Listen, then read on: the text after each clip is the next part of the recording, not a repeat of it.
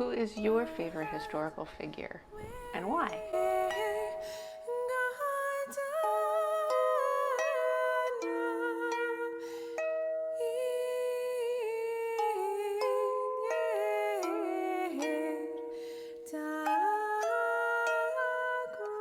Hi there!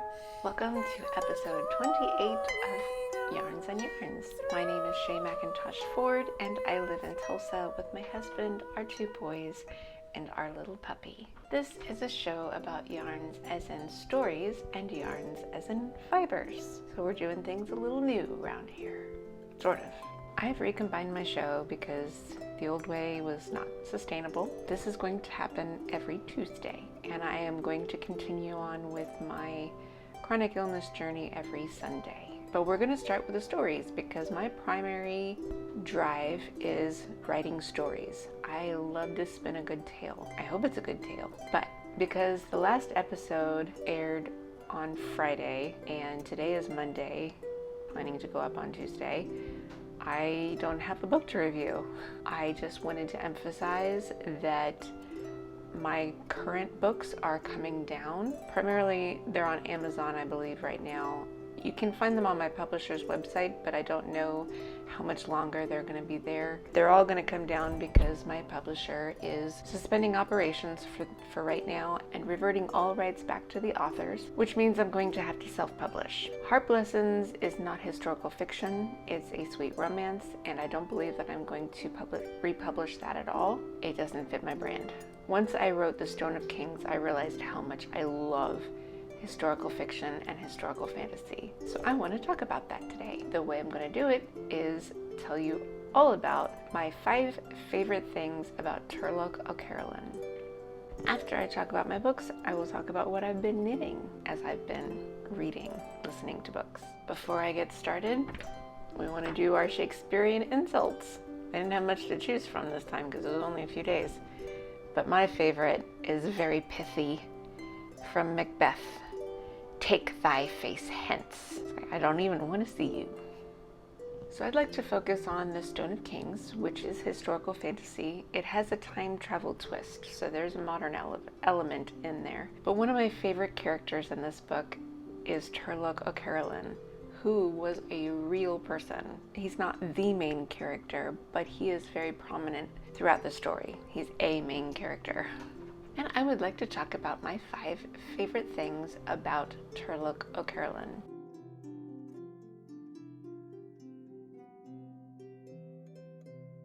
He was Ireland's greatest harper, despite the fact that he was blind. He was born in 1670 in County Meath, but when he was 18, he contracted smallpox, which blinded him. He had already shown a talent for poetry. Because of his blindness, he was taught harp in order to make a living. He was then given a horse and a guide, and he traveled all over Ireland making music for people. And he was so respected as a musician that if you had a wedding that he was supposed to come to and he was delayed, you would just wait for him.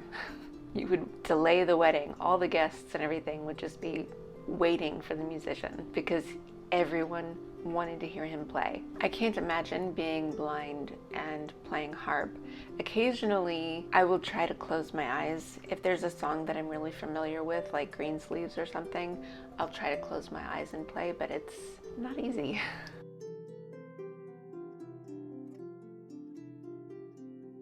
He was a prankster. He loved a good joke. And this actually meant that I could have a bit of fun in my narrative.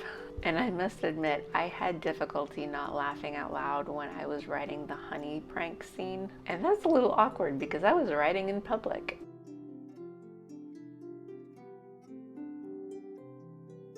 He loved to play backgammon. Again, I'll admit, I never played this game before, even while I was writing the book. I didn't know the rules or how to play. It was just a bunch of triangles and little discs. But I did learn how eventually. And it actually is a lot of fun. It's a great strategy game. A little bit like chess, between chess and checkers, I want to say. But I wonder how he played it while he was blind.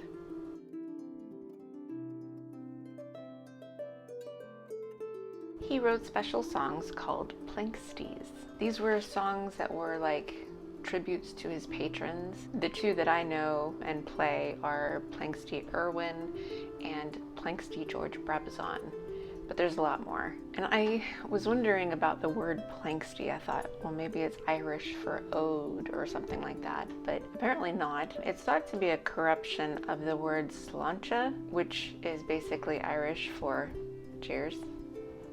But I have a whole book of more Carolan tunes, and several Planxties are in there, so there's plenty more for me to learn. And I just thought it was really awesome that he would immortalize people's names like that, even if I have no idea who they are.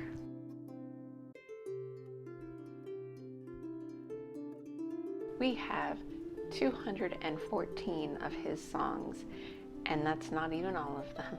Unfortunately, a lot of them are lost to time, and since I only know 2 of his songs, I have plenty more to learn to play. One of these days I'm going to learn She Beg She More, which is basically translates to the large fairy mound versus the small fairy mound. That's the song that introduces him basically in my book. In my book, the fairies are who gave him his musical ability.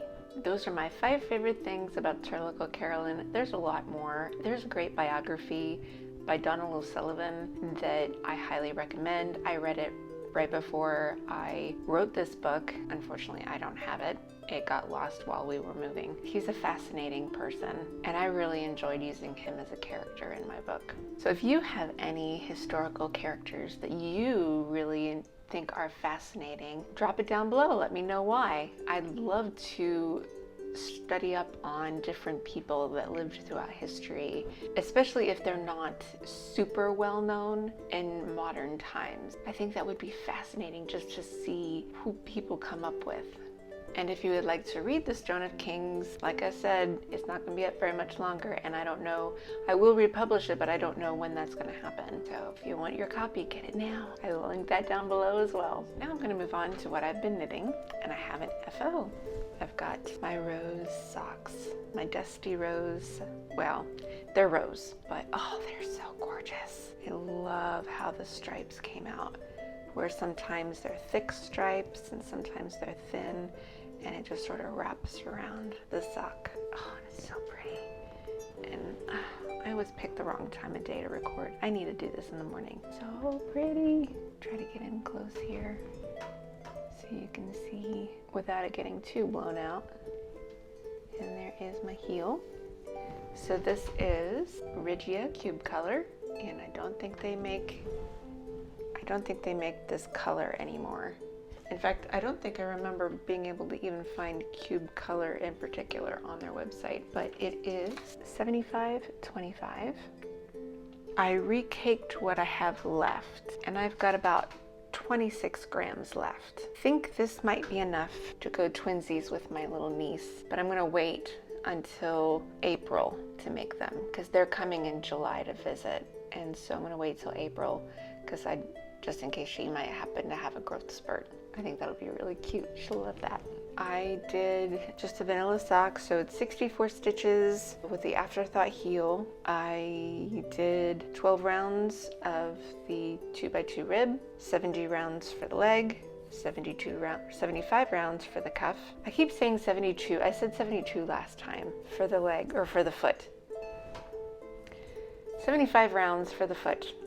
I keep saying 72 because of Lisa from Knit All the Yarns podcast. Her Instagram handle is 72 stitches. So I keep saying 72 because of her. Thanks, Lisa. And I do actually what she did with the heel. When I cut in for the heel, I knit 5 rounds before I started my heel decreases. My beautiful dusty rose sock. So I'm excited to get wearing that one now. Now that I've recorded it, I can wear it. I did not work on hubby sweater. I just didn't feel like it. Let's be honest. I just really didn't feel like it. I wanted to make more socks. So I did. My next sock is living in my Whiz Bags bag. And this one, this is how far I've gotten. This is Knit Picks Felici Summer Nights. This is where I'm cutting in for my heel. So I'm past the heel. Each of these stickers, I can't even correct myself correctly. Each of these stitch markers are counting 10 rows, so 10 rows per marker. So I've got my 70 rounds for the leg and a little more than 20 rounds for the foot so far. I love the Felici. It's so nice to work with. Most of this knitting happened because the puppy was in my lap. So that's one reason why I haven't worked on hubby's sweater, because it's too big and I can't have the sweater in my lap and the puppy at the same time. So it ended up being this. And this ended up being like movie knitting and stuff like that. I'm getting better at knitting without looking, so, which is another reason why I worked on this instead of a sweater, because I wanted to watch something. I watched Don't Look Up, great movie. I just wanted to have something that I could knit without looking. I have to look at the brioche. That would be impossible to knit. I'm not going to say that. It's not impossible. I just don't think I can do it. Here is the tag for the Felici. Summer Nights, 75, 25. Really nice. And the merino wool, like I liked the Regia, but the merino with the Felici just, it's so soft and it's so nice to work with. It's a really nice yarn. Actually, it doesn't even compare to the Cat Lady yarn. Cat Lady yarn is still better. But I don't have the money yet. I need to sell more books. And since yesterday was Scrappy Sunday, I decided I wanted to work on my blanket. And I'm not done with the last square. This is the Coziest Memory Scrappy Sock Yarn Blanket by Kemper Ray. I'm still working on this one, but so yesterday I did these three. With the Felici sock yarn, with the Summer Nights yarn, I caked up both skeins and one of them had a knot, but it was in the very beginning. So I'm like, yay! I used what had come out of that, and that's what's in here. And then I also, because of where it fell, I was able to make the other skein so that it will match when I get started, and I only had to cut out this purple. This is from the Summer Nights, and then this is from those dragon scale gloves where I cut out all the warm colors. So that's a Frankensquare. And this is sort of another Frankensquare. This is from more dragon scale gloves, the gray ones that I'd made, and then just some black sock yarn, because there was no black anywhere nearby, so just used that. This one is from hubby's socks from last Christmas, Patton's Croy sock. And then this one will be Cat Lady Yarn's October Graffiti. So that's what's going in here. And then I probably won't knit on this anymore until next Sunday. I figure Scrappy Sunday I should start working on a scrap project just on Sundays. And that's all I have for this week. I hope you get to read all the books, write all the words, and make all the yarny things. Check out all my links down below. I have linked to all the books, yarns, patterns, all of that good stuff down below. Thank you so much for watching. Please don't forget to like and subscribe. Ring that little bell, and I will see you next Tuesday. Bye.